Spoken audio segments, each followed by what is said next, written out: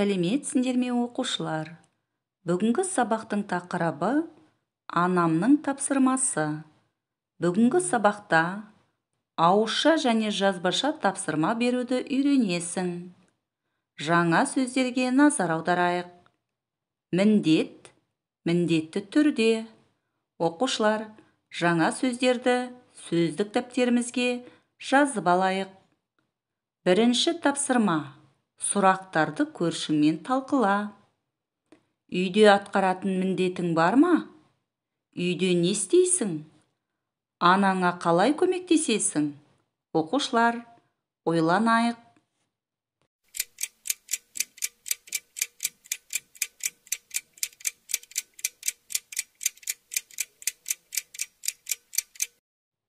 Сұрақтарға қалай жауап бердіңдер? Өз жауаптарыңды біз ұсынған жауап нұсқасымен салыстырып көріңдер. Үйде атқаратын міндетің бар ма? Иә, үйде атқаратын міндетім бар. Үйде не істейсің? Үйде үй жинаймын, ыдыс жуамын, қоқысты шығарамын, анама көмектесемін. Анаңа қалай көмектесесің? Анама картоп, пияз тазалап беремін, дүкеннен нан әкелемін, шаң сүртемін, гүл суарамын. Оқушылар, сендердің де жауаптарың сәтті шықты деген ойдамын. Екінші тапсырма. Хатты оқы. Үй шаруасына қатысты қандай міндеттер аталғанын айт. Балам, бүгін мен жұмыста ұзақ отырамын. Сен мына шаруаларды орында. Тамақ тоңазытқышта тұр. Бірінші, міндетті түрде тамақты ысыт. Інілерің мен қарындасыңа тамақ бер. Екінші, інілерің үй тапсырмасын орындасын. Сен олардың үй тапсырмасын міндетті түрде тексер. Телефон мен планшетті берме. Сабақтарын оқып болған соң аулада ойнасын. Ал Назымға көркем жазу дәптерін бер. Қолын жаттықтырсын. Назымды сыртқа шығарма, ауырып жүр. Үйде болсын. Ыдысты жу. Ас үйді жина. Назым қасыңда отырсын. Көріскенше сәлеммен анаң. Оқушылар, хатта үй шаруасына қатысты қандай міндеттер аталған? Ойланайық.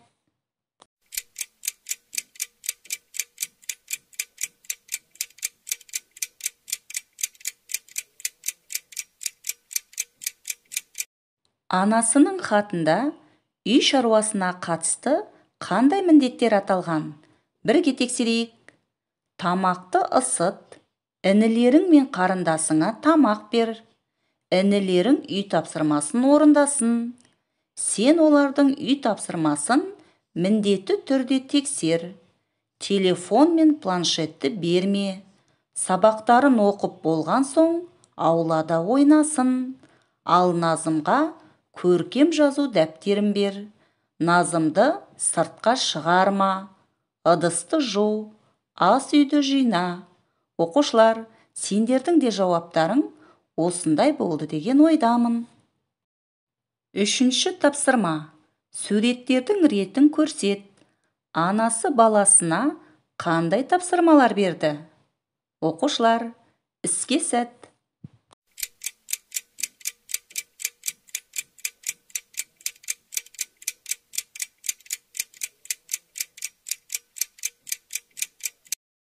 Анасы баласына қандай тапсырмалар берді? Бірге тексерейік. Бірінші, міндетті түрде тамақты ысыт. Екінші, інілерің мен қарындасыңа тамақ бер. Үшінші, інілерің үй тапсырмасын орындасын. Төртінші, телефон мен планшетті берме.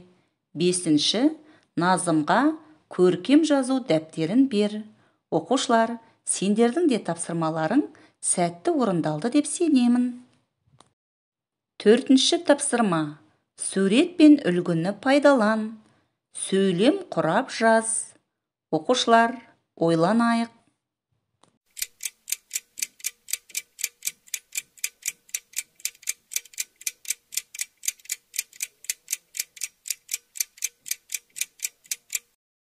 Сурет пен үлгіні пайдаланып, қандай сөйлем құрап жаздық?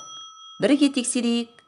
Мен еден жуайын, сен гүлді суар, ол ыдыс жусын, сіз сиыр сауыңыз, мен тамақ пісірейін, сен үйді тазала, ол парта жусын, сіз аула сыпырыңыз, мен түйме қадайын, сен бақшаны суар, ол қар күресін, сіз жерді қопсытыңыз.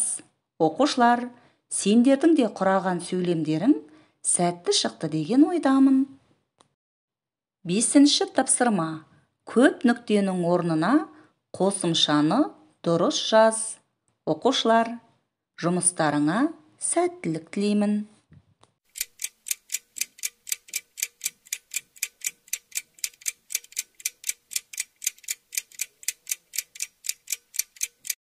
Көп нүктенің орнына қандай қосымшаларды жаздық? Бірге тексерейік. Мен бүгін еден жуайын.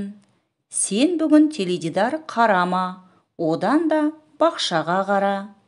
Біз саябаққа бармайық, одан да алаңдағы құстарға жем берейік.